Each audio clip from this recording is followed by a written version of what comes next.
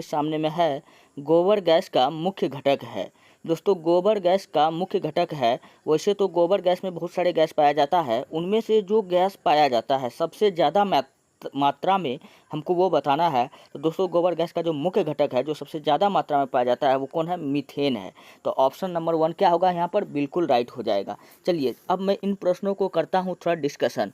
जब भी मैं डिस्कशन करता हूँ तो काफ़ी डिटेल से बताता हूँ, आप आराम से कॉपी पेन लेकर के बैठे। चलिए मीथेन के बारे में मैं आपको बताता हूँ।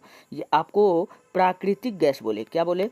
प्राकृतिक गैस बोले या गोबर गैस बोले या बायोगैस बोले, क्या बोले? बायोगैस बोले या सीएनजी बोले, क्या बोले? सीएनजी बोले या धान की खेती में सर्वाधिक मात्रा में पाया जाने वाला गैस, तो धान की खेती में या कीचड़ वाला गैस बोले, क्या बोले? कीचड़ वाला गैस बोले या आपको कीचड़ वाला गैस बोले या गाय की जुआली में बोले। तो इन सभी में सबसे ज़्यादा मात्रा में कौन सा गैस पाया जाता है? तो इन सब में सबसे ज़्यादा मीथेन पाया जाता है, यानी कि CH4 पाया जाता है, जिसको हम लोग मीथेन कहते हैं। तो ऑप्शन नंबर 1 क्या होगा यहाँ पर? बिल्कुल राइट हो जाएगा। इन सभी गैसों में प्रमुख जो है कौन सा गैस पाया जाता है? मीथेन पाया जाता है। आप ये बात याद रख लीजिएगा। दोस्तों एक प्रश्न और भी आप याद रख लीजिए, सबसे साधारण हाइड्रोकार्बन, सबसे साधारण हाइड्रोकार्बन बोले तो भी आपको बताना है CH4 यानी मीथेन बताता है। इन प्रश्नों से हमको इतनी जानकारी मिलती है, आप ऐसे याद कर लीजिएगा। और अगर पूछे कि बायोगैस का खोज किसने किया था, तो आपको बताना है CB देसाई। क्या बताना है? CB देसाई। चलिए बढ़ते हैं नेक्स्ट प्रश्न की ओर। अगला प्रश्न आपके सामने में है, काफ़ी शानदार प्रश्न है। एक AMU परमाणु द्रव्यमान इकाई समतुल्य है, यानी कि एक AMU बराबर आपसे पूछ रहा है कि ये किसके बराबर होता है।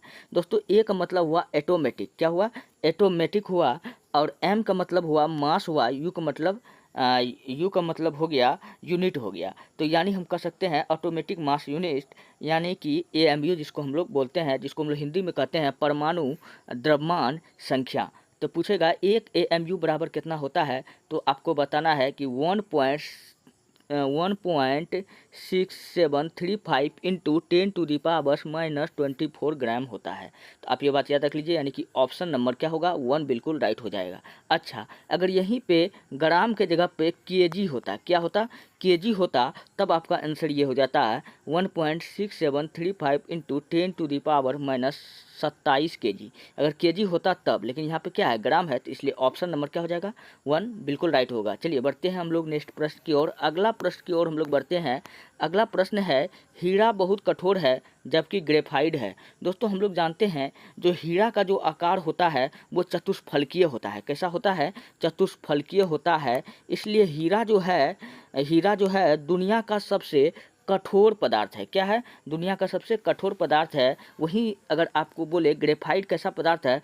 सबसे मुलायम पदार्थ है, सबसे नरम पदार्थ है। आपने बचपन में देखा होगा, जब हम रेड पेंसिल को जब हम छीलते हैं, जब पतला हो जाता है तो बच्चा उनको क्या करता है? तोड़ देता है, तो वो टूट जाता है, थोड़ा सा दबाने पर वो टूट जाता है। इसलिए कि ग्रेफाइट क्या है? सबसे नरम है, सबसे मुलायम है, इसलिए वो टूट जाता है। चलिए अब मैं आपको कुछ प्रश्न बताता हूँ जो आपके एग्जाम में कई बार पूछे गए हैं। अगर आपसे पूछे हीरा का अपवर्तनांक कितना होता है, कितना होता है, तो आपको बताना है हीरा का अपवर्तनांक जो होता है दोस्तों 2.42 होता है। कितना होता है? 2.42 होता है। हीरा पूछेगा किसके कारण चमकता है, तो आपको बताना TIR के कारण चमकता है। किसके कारण चमकता है? TIR, टोटल इंटरनल रिफ्रैक्शन, जिसको हम लोग कहते हैं पूर्ण आंतरिकी परावर्तन के कारण हीरा चमकता है। अच्छा, जब वहीं अगर आपसे पूछे ग्रेफाइट के बारे में, किसके बारे में, तो ग्रेफाइट के बारे में आपको बताना है। ग्रेफाइट एक तो बात तो आप यहाँ पर जान गए कि ये सबसे मुलायम पदार्थ है। पहला, ये कार्बन का अपर रूप है। किसका अपर रूप है? तो ये कार्बन का अपर रूप है, आप ये बात याद रख लीजिएगा। और इसका उपयोग जो है दोस्तों किस में किया जाता है? नाभिकीय रिएक्टर में मंदक या विमंदक के रूप में किया जाता है। नाभिकीय रिएक्टर में मंदक या विमंदक के रूप में किसका प्रयोग किया जाता है? तो हम लोग ग्रेफाइट का प्रयोग करते हैं। दोस्तों ये विद्युत का सुचालक है। क्या है? ग्रेफाइट जो है ये विद्युत का सुचालक है, आप ये भी बात याद रख लीजिएगा।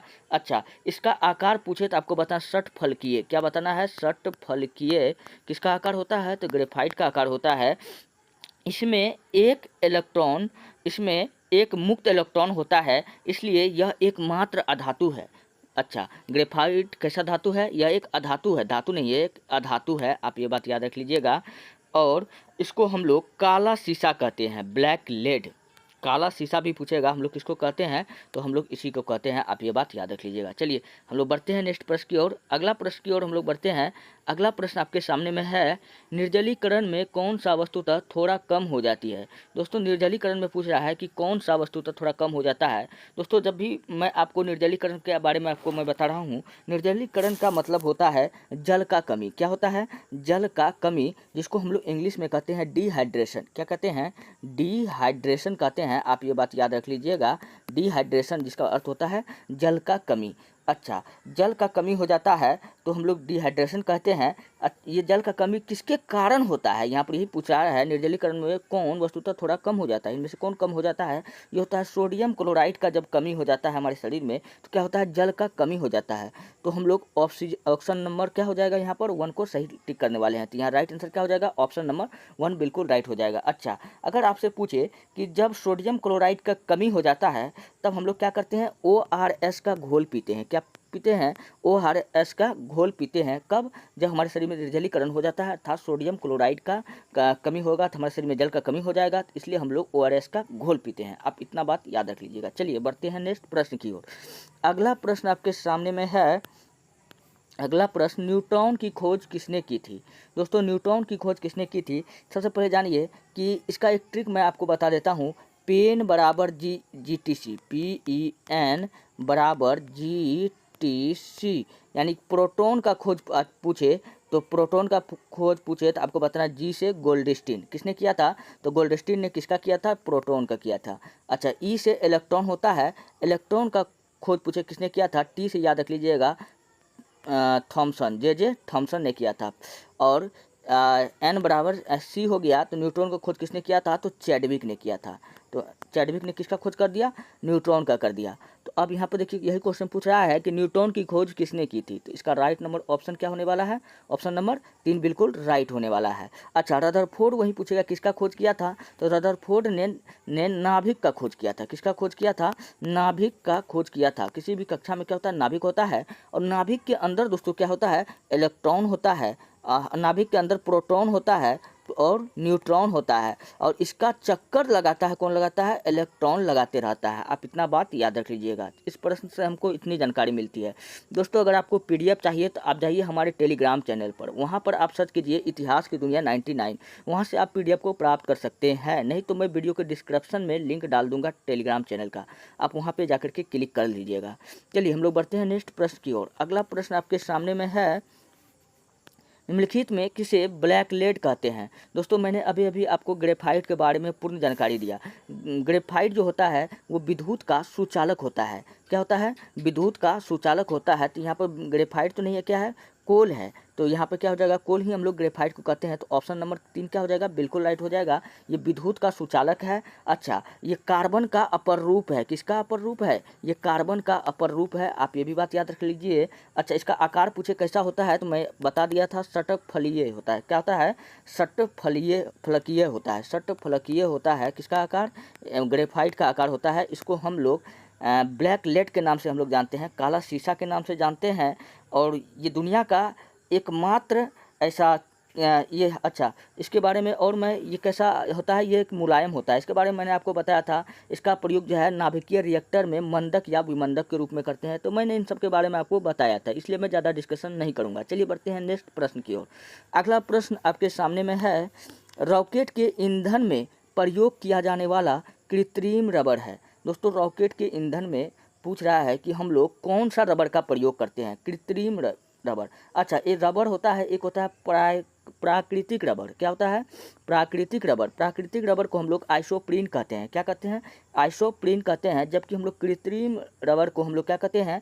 नियोप्रीन कहते हैं। तो इसका राइट आंसर क्या होने वाला है? ऑप्शन 3 बिल्कुल राइट होगा, नियोप्रीन। नियोप्रीन को हम लोग क्या कहते हैं? कृत्रिम रबर। वही तो क्वेश्चन पूछ रहा है। कृत्रिम रबर है कौन है? नियोप्रीन है। चलिए मैं रबर से मैं आपको और भी प्रश्न बताता हूँ। दोस्तों रबर में जब हम सल्फर को मिला दे, S यानी सल्फर को मिला दे, तो हमको क्या मिलता है? तो इस घटना को हम लोग कहते हैं वल्कनीकरण। क्या कहते हैं? वल्कनीकरण कहलाता है। क्या कहलाता है? वल्कनीकरण कहलाता है। अच्छा, रॉकेट पूछेगा, रॉकेट किस नियम पे काम करता है, तो आपको बताना है कि थर्ड नियम पर, न्यूटन का थर्ड नियम पर कौन सा क्या काम करता है, तो रॉकेट काम करता है। वहीं अगर आपसे पूछे रॉकेट किस सिद्धांत पे कार्य करता है, तब आपको बताना है कि संवेग संरक्षण के सिद्धांत पर दोस्तों कौन काम करता है, तो रॉकेट काम करता है। आप ये भी बात याद रख लीजिएगा, कई बार एग्जाम में पूछा हुआ प्रश्न है, इसलिए मैं आपको बार बार बताते रहता हूँ। चलिए बढ़ते हैं नेक्स्ट प्रश्न की ओर। अगला प्रश्न आपके सामने में है, निम्नलिखित में किसका अंतराण्विक बल सबसे क्षीण है। दोस्तों अंतराण्विक बल पूछ रहा है कि सबसे क्षीण का मतलब हुआ कि सबसे कम है। अच्छा, सबसे कम किसका है, ऑप्शन देखिए यहाँ पर अंतराण्विक बल। दोस्तों ठोस में जो होता है अंतराण्विक बल सबसे कम होता है, इसलिए वो अंतराण्विक स्थान सबसे कम होता है किसमें, ठोस में, इसलिए अंतराण्विक बल यहाँ पर क्या होगा, सबसे ज़्यादा होगा। दोस्तों हीलियम क्या है, एक गैस है, क्या है, ये गैस है। हाइड्रोक्लोरिक अम्ल ये अम्ल है, इसलिए यह एक द्रव्य है, क्या है, द्रव है। H2O ये जल है, तो ये भी क्या है, द्रव्य है। NH3 अमोनिया है, तो अमोनिया क्या है, ये भी एक द्रव है, क्या है, एक द्रव है। मैंने आपको बताया था जिसमें अंतराण्विक स्थान कम होगा उसका अंतराण्विक बल क्या होगा, सबसे अधिक होगा। तो हीलियम में क्या है, हीलियम क्या है, एक गैस है। सबसे कम अंतराण्विक स्थान जो होता है किसमें होता है, ठोस में होता है। तो यहाँ ठोस तो ऑप्शन में कहीं दिख नहीं रहा है, तो उसके बाद किसमें होता है, द्रव में होता है। सबसे ज़्यादा अंतराण्विक स्थान जो होता है वो गैस में होता है, इसलिए अंतराण्विक बल क्या होगा, सबसे कम होगा। तो यहाँ पर आप याद रख लीजिएगा, तो ऑप्शन एक क्या हो जाएगा, हीलियम यहाँ पर बिल्कुल राइट होने वाला है।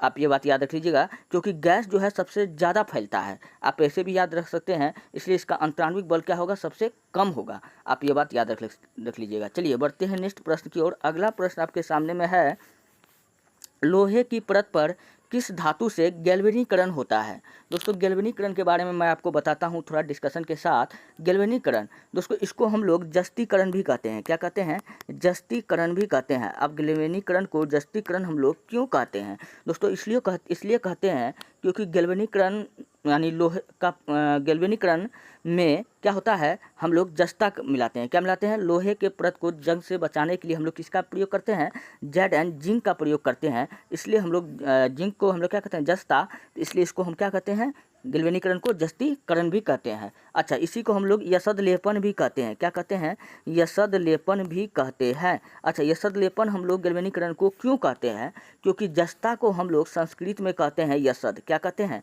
यसद कहते हैं, इसलिए इसी को हम लोग यसद लेपन भी कहते हैं, या इसी को हम लोग गैल्वेनीकृत भी कहते हैं। ये तीनों नाम भैया किसका है, ये तीनों नाम जो है गैल्वेनीकरण का ही है, आप ये बात याद रख लीजिएगा। तो ये तीनों नाम किसका है, गैल्वेनीकरण है। गैल्वेनीकरण में हम लोग किसका प्रयोग करते हैं, तो हम लोग किस धातु का प्रयोग करते हैं, जस्ता का प्रयोग करते हैं, इसलिए ऑप्शन 2 क्या होगा यहाँ का, बिल्कुल राइट होने वाला है। दोस्तों जहाँ होता है जस्ता वहीं पाया जाता है सीसा, कहाँ पर, जहाँ होता है जस्ता वहाँ क्या पाया जाता है, सीसा। इसलिए जस्ता और सीसा को हम लोग कहते हैं खनिज का जुड़वां वहन, क्या कहते हैं, खनिज का जुड़वां वहन। धरती से हम जो चीज़ खोद के प्राप्त करते हैं वो क्या होता है, खनिज होता है। चलिए बढ़ते हैं नेक्स्ट प्रश्न की ओर। अगला प्रश्न की ओर हम लोग बढ़ते हैं।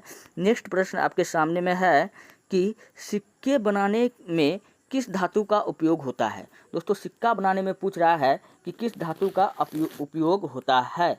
तो सिक्का बनाने में मैं आपको बताता हूँ काफ़ी डिस्कशन के साथ। आपने एक नाम सुना होगा पीरियोडिक टेबल। पीरियोडिक टेबल में पूछेगा कि कितना वर्ग होता है, तो पीरियोडिक टेबल में 18 वर्ग होता है। कितना वर्ग होता है, 18 वर्ग होता है। इन 18 वर्ग में जो 11वां वर्ग है, कितना वर्ग है, 11वां वर्ग है। इस 11वां वर्ग को हम लोग कहते हैं सिक्का धातु। क्या कहा जाता है, सिक्का धातु कहते हैं दोस्तों। और मैं आपको बताता हूँ कि इन सिक्का धातु जो है, सिक्का धातु में कौन कौन आता है, तो सिक्का धातु में जो आता है, सिक्का धातु के अंदर जो आता है वो Au आता है और Ag आता है। क्या आता है, Ag आता है और Cu आता है। क्या आता है, Cu आता है। ऑप्शन में देखिए आपको कौन दिख रहा है, Ag तो दिख नहीं रहा है, दिख क्या रहा है, Cu दिख रहा है, यानी कॉपर दिख रहा है। तो ऑप्शन। हेलो दोस्तों, अगर आपका एग्ज़ाम बिहार पुलिस का 7 अगस्त से है तो बिहार पुलिस एग्ज़ाम के लिए आप हो जाइए तैयार, क्योंकि मैं आज आपके लिए टोटल 200 प्रश्न लेकर के आया हूं जो कई बार आपके एग्ज़ाम में पूछा गया है और पूछा जाता है और आगे भी पूछे जाएंगे, इसकी भरपूर गारंटी है। तो चलिए हम लोग वीडियो को स्टार्ट करते हैं। पहला प्रश्न आपके सामने में है, मशरूम कुकुरमुत्ता किसका उदाहरण है? दोस्तों आपने मशरूम को कहाँ देखा होगा? तो आपने देखा होगा कि गोबर के ऊपर जो आपको छत्ता जैसा दिखाई देता है, छत्ता जैसा दिखाई देता है वो वाइट कलर का, वही क्या है? मशरूम है। कई जगह इस मशरूम को खाया भी जाता है। तो गोबर छत्ता को ही हम लोग क्या बोलते हैं? मशरूम बोलते हैं। और ये पहाड़ पर भी पाया जाता है, तो पहाड़ पर पाया जाने वाला मशरूम अलग होता है। तो यही आपसे क्वेश्चन पूछ रहा है कि मशरूम किसका उदाहरण है? हम लोग जानते हैं कवक यानी फंगस का उदाहरण है। तो ऑप्शन नंबर ए क्या हो जाएगा? बिल्कुल राइट हो जाएगा। सवाल पूछेगा क्या है, तो आपको बताना है समुद्र में उगने वाले घास को हम लोग क्या कहते हैं? सवाल है। सवाल धरती पर उगने वाला प्रथम पौधा था। धरती पर उगने वाला प्रथम पौधा पूछे तो आपको बताना है क्या? बताना है सवाल। सबसे बड़ा सवाल पूछे तो आपको बताना है माइक्रोसिस्टस सवाल। क्या बताना है? माइक्रोसिस्टस सवाल। दोस्तों इस माइक्रोसिस्टस सवाल को हम लोग कहते हैं समुद्री दैत्याकार घास। क्या कहते हैं? समुद्री दैत्याकार घास कहते हैं। और भी कई शैवाल है, कई जगह पर इस शैवाल को खाया जाता है, कई जगह दवाई के रूप में भी प्रयोग किया जाता है। और जैसे अगर मैं आपसे कहें कि जापान में एक शैवाल पाया जाता है अलवा। कौन सा शैवाल पाया जाता है? अलवा। दोस्तों इस अलवा शैवाल का क्या करता है? तो इस अलवा शैवाल में पाया जाता है विटामिन ए सी डी और विटामिन ई पाया जाता है। इसलिए इस अलवा शैवाल को हम लोग कहते हैं समुद्री सलाद। क्या कहते हैं? समुद्री सलाद। चलिए हम लोग बढ़ते हैं नेक्स्ट प्रश्न की ओर। अगला प्रश्न आपके सामने में है, नेफ्रोलॉजी किसका अध्ययन है? हम लोग जानते हैं कि नेफ्रोलॉजी जो है वो गुर्दे का अध्ययन है। किसका अध्ययन है? गुर्दे का अध्ययन है। इसलिए इसका ऑप्शन नंबर 1 क्या हो जाएगा? बिल्कुल राइट हो जाएगा। अगर आपसे पूछे कि गुर्दे की पथड़ी को हम लोग क्या कहते हैं? गुर्दे की पथड़ी को पूछे हम लोग किस नाम से जानते हैं, तो आपको बताना है कि कैल्शियम ऑक्जेलेट। किस नाम से जानते हैं? कैल्शियम ऑक्जेलेट के नाम से जानते हैं। चलिए अगर आपसे पूछे तंत्रिका तंत्र का अध्ययन क्या कहलाता है, तो तंत्रिका तंत्र का अध्ययन जो कहलाता है न्यूरोलॉजी। क्या कहलाता है? न्यूरोलॉजी कहलाता है। आप ये बात याद रख लीजिएगा। चलिए बढ़ते हैं नेक्स्ट प्रश्न की ओर। अगला प्रश्न आपके सामने में है, पारिस्थितिकी अस्थायी अर्थव्यवस्था है किस आंदोलन का यह स्लोगन है? पारिस्थितिकी अस्थायी अर्थव्यवस्था जो है पूछ रहा है कि यह किस आंदोलन का स्लोगन है, लोगो है। तो आपको बताना है कि ये जो है दोस्तों प्रकृति से संबंधित है। तो आपको याद रखना है कि चिपको आंदोलन, क्योंकि यही है जो प्रकृति से संबंधित है। पेड़ की कटाई को रोकने के लिए इस आंदोलन को किया गया था। और पूछेगा कि इसका जनक कौन है, तो आपको बताना सुंदर लाल बहुगुणा। कौन है? सुंदर लाल बहुगुणा। अगर ये ऑप्शन में ना आए तो आपको लगाना है चंडी प्रसाद भट्ट। क्या लगाना है? चंडी प्रसाद भट्ट। और आपको चिपको आंदोलन पूछेगा कहाँ से शुरू हुआ था? उत्तराखंड के टेहरी गढ़वाल जिले से शुरू हुआ था और पहाड़ी क्षेत्र में। ये भी बात आप याद रख लीजिएगा।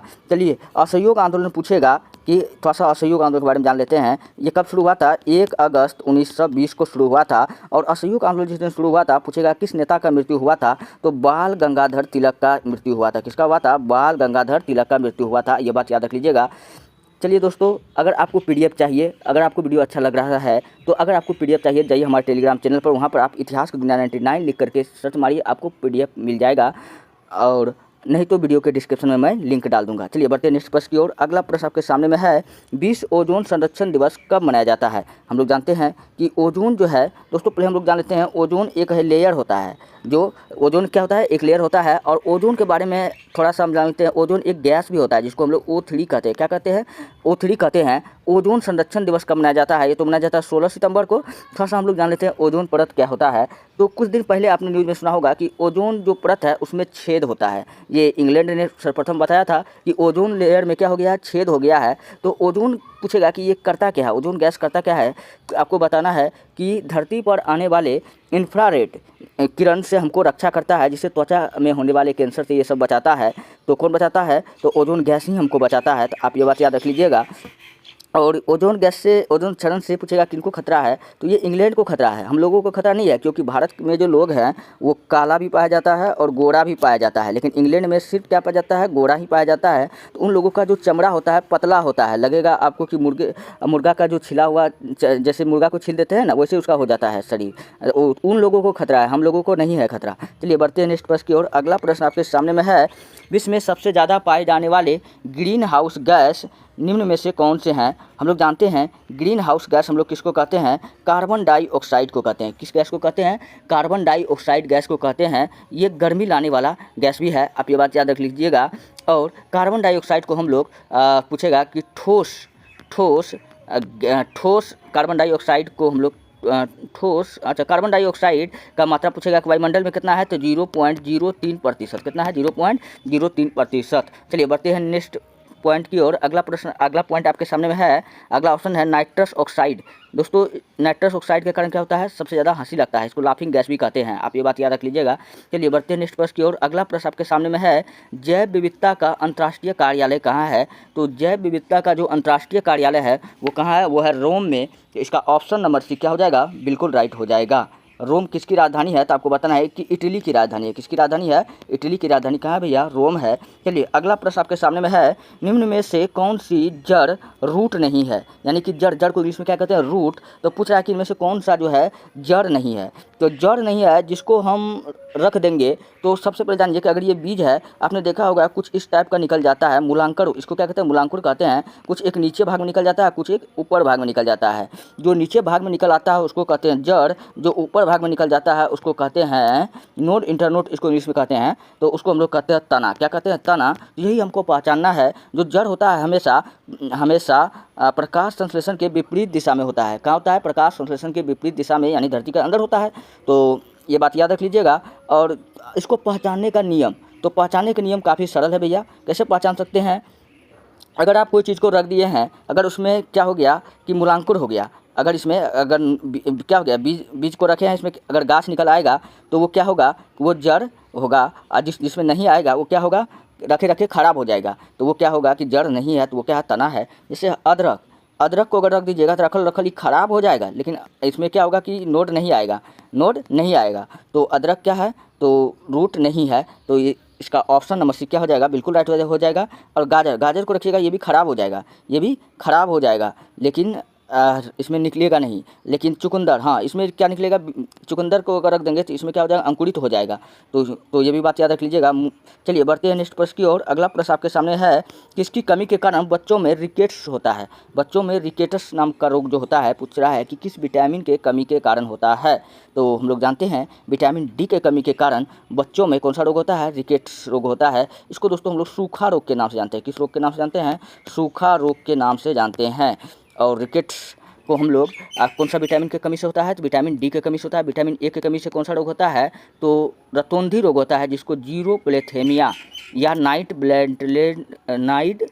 ब्लाइंडलेंस के नाम से जाना जाता है। और विटामिन सी की कमी से कौन सा रोग होता है, तो एस्कर्बिक। कौन सा रोग होता है, एस्कर्बिक। चलिए बढ़ते हैं नेक्स्ट प्रश्न की ओर। अगला प्रश्न आपके सामने में है, मानव पित्त पाइल जो एक पीले हरे रंग का तरल है, इसकी प्रवृत्ति है। तो दोस्तों मानव में जो पित्त होता है वो कहाँ से निकलता है, पहली बात तो आप जान लीजिए कि यह पित्त जो निकलता है, पित्ताशय से। कहाँ से निकलता है, पित्ताशय से निकलता है। या पित्ताशय कहाँ होता है, तो यकृत में होता है। कहाँ होता है, यकृत में होता है। यकृत को ही हम लोग क्या कहते हैं, लीवर या जिगर कहते हैं। तो ये पूछ रहा है कि इसका प्रकृति कैसा होता है, जो पित्त होता है। तो पित्त का प्रकृति दोस्तों अम्लीय होता है। क्या होता है, अम्लीय होता है, यानी कि इसका पीएच मान जो होगा 2.5 से 3 के आसपास में होता है। तो यही आपसे पूछ रहा था, तो इसलिए इसका ऑप्शन नंबर 1 क्या हो जाएगा, बिल्कुल राइट हो जाएगा। चलिए बढ़ते हैं नेक्स्ट प्रश्न की ओर। अगला प्रश्न आपके सामने में है, किस शासक ने गुलाम हेतु विभाग स्थापित किया था। मतलब गुलामों को रहने के लिए विभाग किस शासक ने स्थापित किया था। हम लोग जानते हैं कि फिरोज शाह तुगलक, FST किसने स्थापित किया था, फिरोज शाह तुगलक ने स्थापित किया था। इसको सल्तनत काल का अकबर भी कहते हैं। क्या कहते हैं, सल्तनत काल का अकबर भी कहते हैं, आप ये बात याद रख लीजिएगा। और कश्मीर का अकबर पूछेगा किसको कहते हैं, जलालुद्दीन अकबर को, जलालुद्दीन मोहम्मद को, आप ये भी बात याद रख लीजिएगा। और फिरोज शाह तुगलक जो था, इसके दरबार में सर्वाधिक दास रहता था। हाथ पैर दबाने के लिए लगभग 1,80,000, कितना रहता था, 1,80,000 गुलाम रहता था। दास बोले तो गुलाम, 1,80,000 रहता था फिरोज शाह के दरबार में। सोचिए क्या होता कि अगर 1,80,000 इसका पैर न दबा करके कभी गला दबा देता कोई, तो क्या होता। और फिरोज शाह तुगलक, तो इसके बारे में मैंने आपको बता दिया। और भी इसके बारे में थोड़ा सा जान लीजिए कि सर्वाधिक बाग बगीचा बनाने वाला सुल्तान था। सर्वाधिक बाग बगीचा बनाने वाला सुल्तान पूछे तो आपको क्या बताना है, फिरोज शाह तुगलक।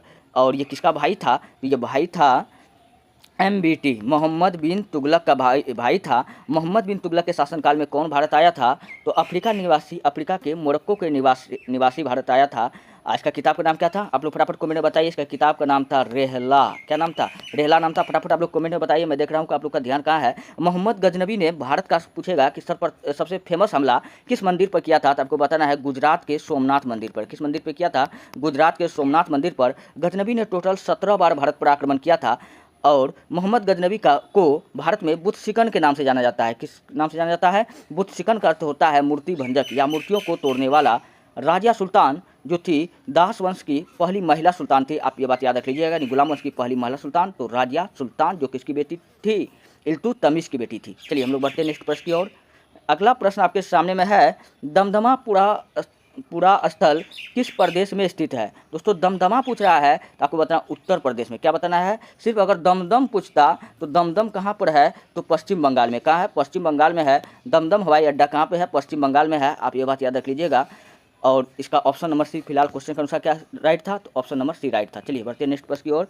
भारत में सिंचाई की सबसे लंबी नहर का क्या नाम है। बच्चा जानता है कि भारत में सिंचाई की सबसे लंबी नहर का नाम कौन है, इंदिरा गांधी टनल है। इसलिए ऑप्शन नंबर सी क्या हो जाएगा, बिल्कुल राइट हो जाएगा। इसको कहा जाता है राजस्थान की जीवन रेखा। इस नहर को क्या कहा जाता है, राजस्थान की जीवन रेखा, यानी राजस्थान का लाइफ लाइन। क्या कहा जाता है, राजस्थान का लाइफ लाइन कहा जाता है, या इसको मरुगंगा के नाम से जाना जाता है। किस नाम से जाना जाता है, मरुगंगा के नाम से जाना जाता है। मरु मतलब ये मरुस्थलीय भाग में है, इसलिए हम लोग क्या कहते हैं, मरुगंगा कहते हैं। पूछेगा कि इस नहर का उद्घाटन किसने किया था, तो भारत के उपराष्ट्रपति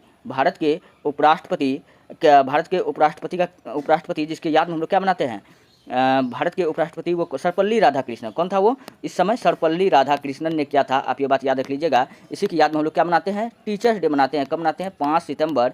5 अर्ध मतलब आधा खुलेगा तो देखिए अ जब हम बोलते हैं तो मुंह को पूरा नहीं खोलते हैं, हो गया, कितना आसानी से बोल लेते हैं, पूरा मुंह को हमको खोलना नहीं पड़ता है। और ए हो गया, ये सब बोलने में हमको पूरा मुंह को नहीं खोलना पड़ता है। तो ये मैंने अभी आपको बताया मुख खुलने के आधार पर स्वरों का वर्गीकरण।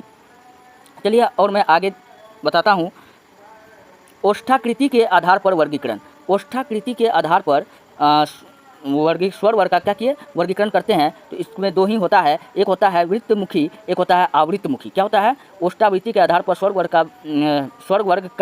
वर्ग को हमने 2 भाग में बांटा, एक को वृत्तमुखी, दूसरा को आवृत्तमुखी कहते हैं। तो वृत्तमुखी क्या होता है, इसमें हर्षऊ, दीर्घऊ, ओ और औ यह सब शामिल किया जाता है। तो टोटल कितना हो गया, इसमें टोटल 4 को शामिल किया जाता है, हर्षऊ, दीर्घऊ, ओ और औ। अब थोड़ा देखते हैं वृत्तमुखी क्या होता है।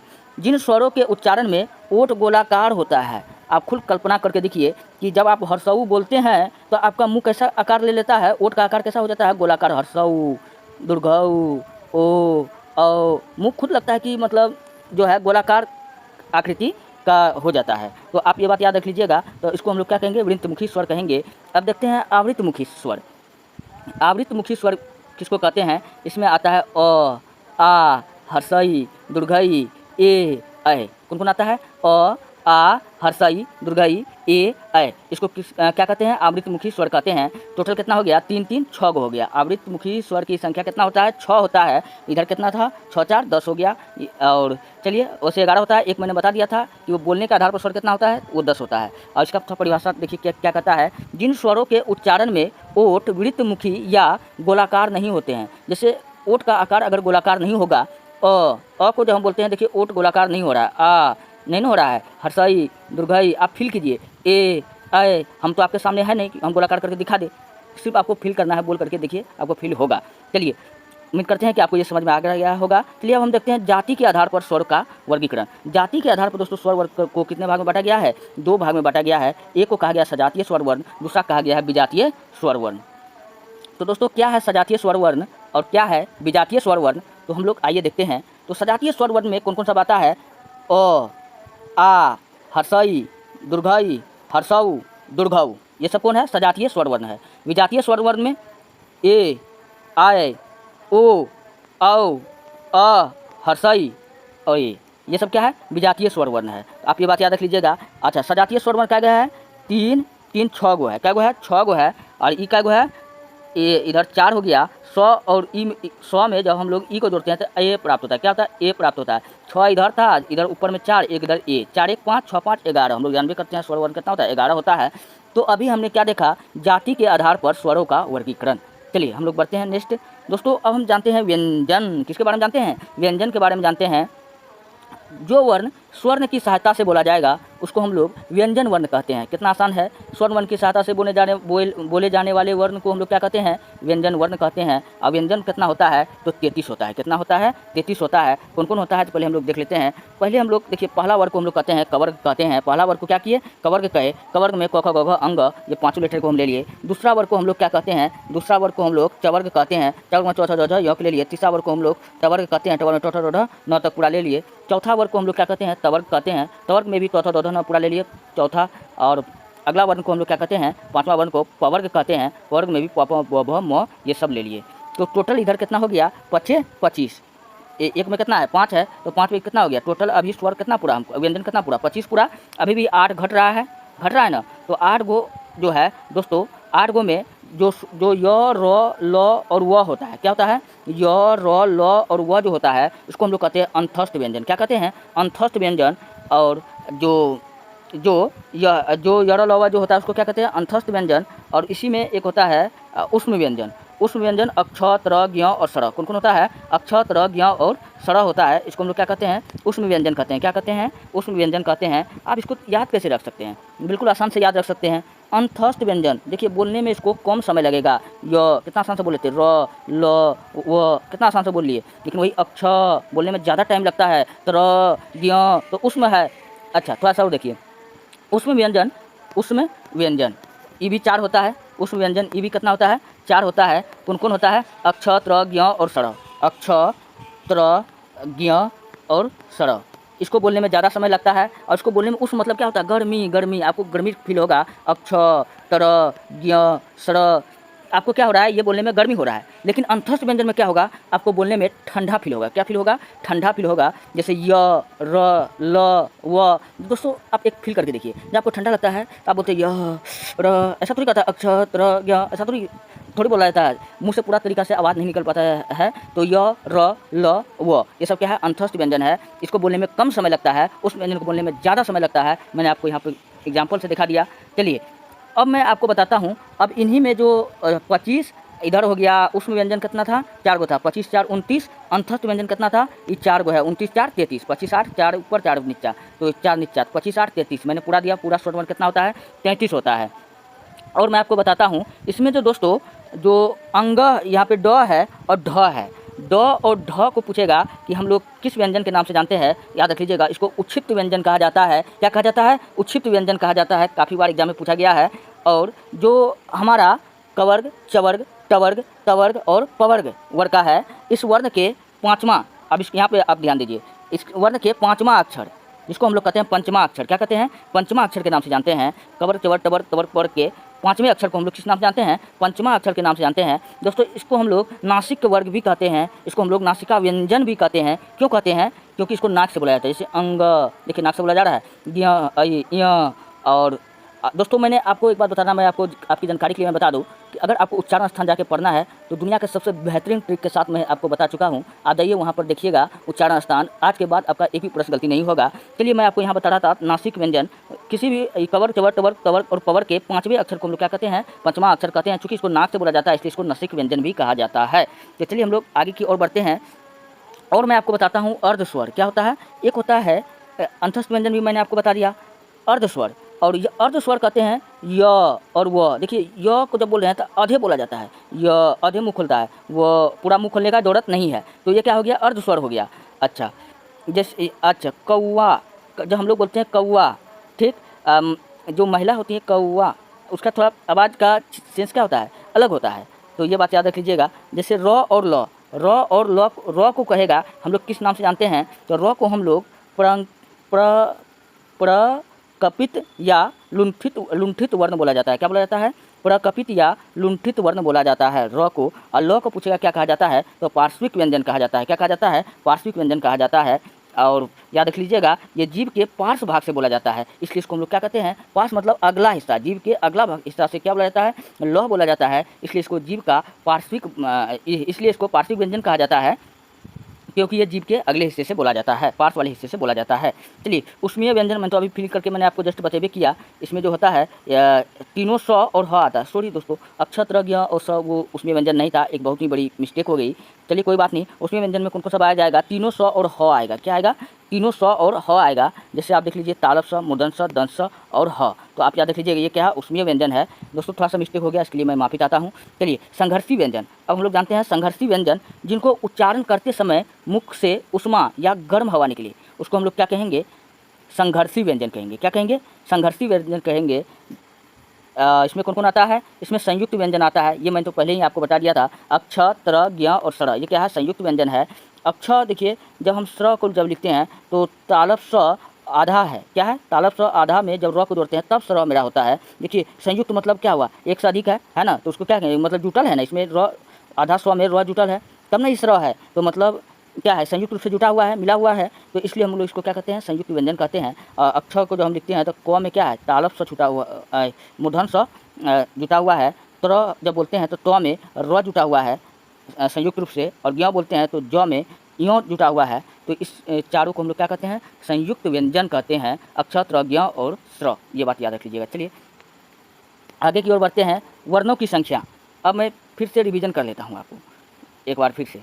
चलिए, वर्ण की संख्या पूछेगा, स्वर कितना होता है, 11 होता है। बोलने के अनुसार कितना होता है, 10 होता है। अयोगवाह पूछेगा कितना होगा, तो 2 होता है। उक्षिप्त कितना होता है, 2 होता है। संयुक्त वर्ग कितना होता है, संयुक्त व्यंजन कितना होता है, 4 होता है। टोटल व्यंजन पूछेगा कितना होता है, तो 33 होता है। उक्षिप्त व्यंजन कितना होता है, तो य और ढ, अंग और ढ होता है। क्या होता है, अंग और ढ होता है।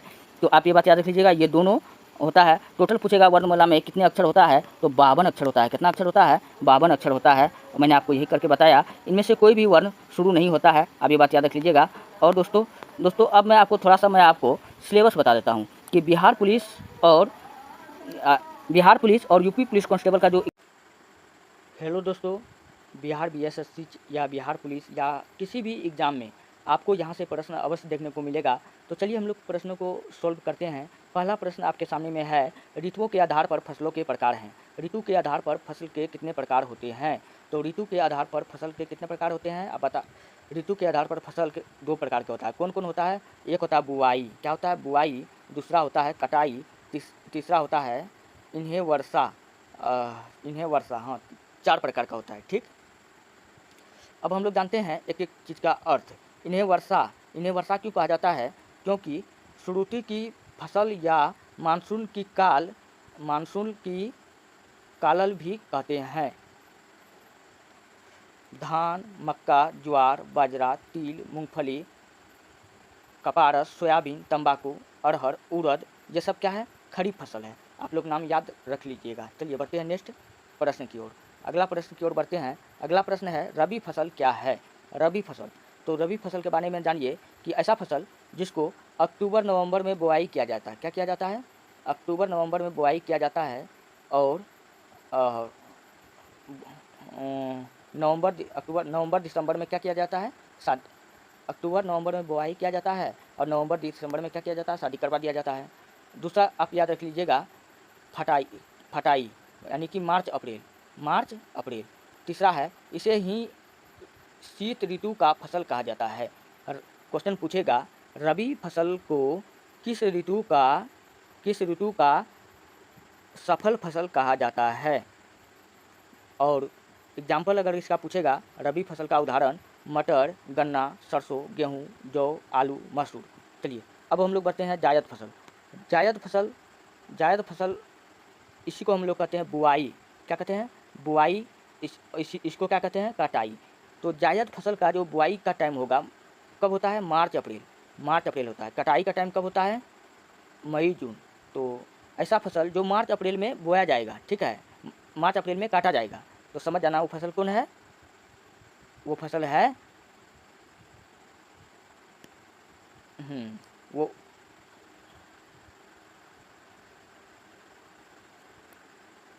मार्च अप्रैल, ठीक है। चलिए, कटाई मई से जून तक। यह ग्रीष्मीय ऋतु की फसल है। क्या है, यह ग्रीष्मीय ऋतु की फसल है। चलिए, तो खूब खरबूज, खीरा, ककड़ी, भिंडी, करेला, लौकी, कद्दू, टमाटर, ये सब क्या हो गया, इनका उदाहरण हो गया। चलिए, कृषि से संबंधित महत्वपूर्ण क्रांतिकारियाँ। सबसे पहले हम लोग जानते हैं हरित क्रांति। दोस्तों हरित क्रांति 2 बार किया गया था। पहली बार चावल के उत्पादन के बढ़ावा को देने के लिए किया गया था, दूसरी बार गेहूं के उत्पादन के बढ़ावा को देने के लिए किया गया था। हरित क्रांति खाद्यान्न उत्पादन से संबंधित है। किससे संबंधित है, खाद्यान्न उत्पादन से संबंधित है।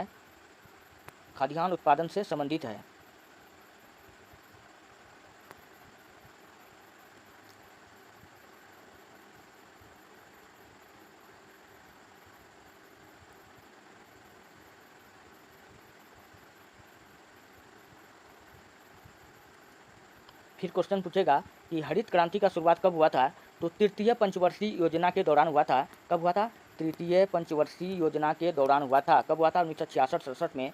भारत में हरित क्रांति के जनक किसको कहा जाता है? भारत में हरित क्रांति का पिता किसको कहते हैं? तो भैया विश्व में हरित क्रांति का पिता कहते हैं नॉर्मन ई बोरलॉग। क्या कहते हैं?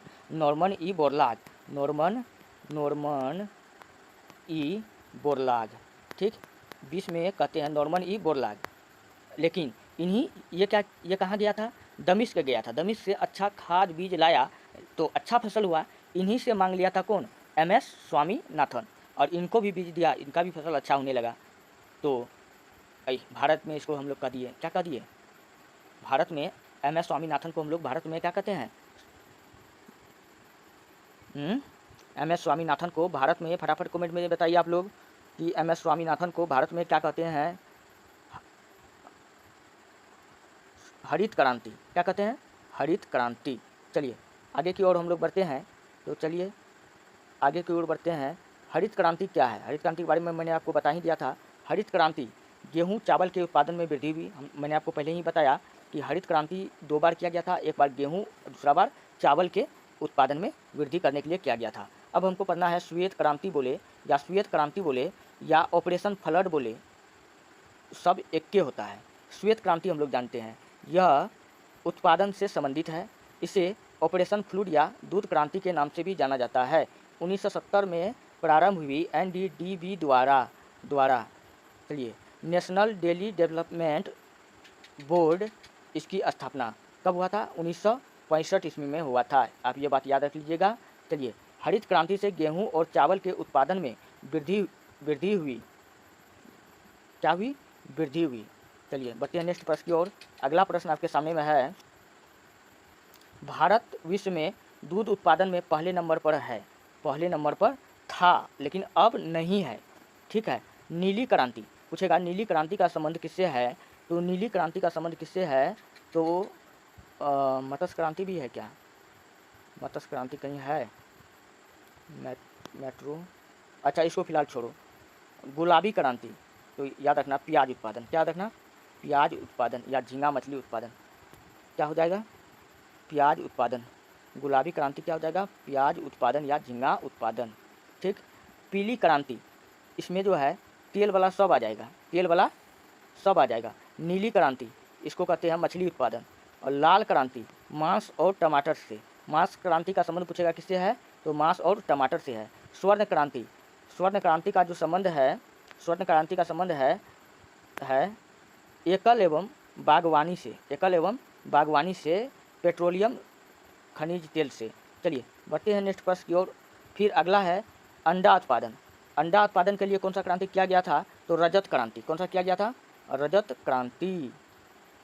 हाँ, क्या किया गया था? रजत क्रांति। इंद्रधनुष क्रांति, इंद्रधनुष क्रांति क्या है? संपूर्ण कृषि के विकास के लिए किया गया क्रांति को हम लोग क्या कहते हैं? इंद्रधनुष क्रांति। कृष्णा क्रांति, पेट्रोलियम या खनिज तेल से अंडा उत्पादन करना क्या कहलाता है? राजत, क्या कहलाता है? राजत, क्या कहलाता है? राजत नहीं, कृष्णा क्रांति। दोस्तों ये रहा आज का कुछ प्रश्न, थोड़ा डिस्टर्ब हो रहा है। मिलते हैं नेक्स्ट वीडियो में, धन्यवाद।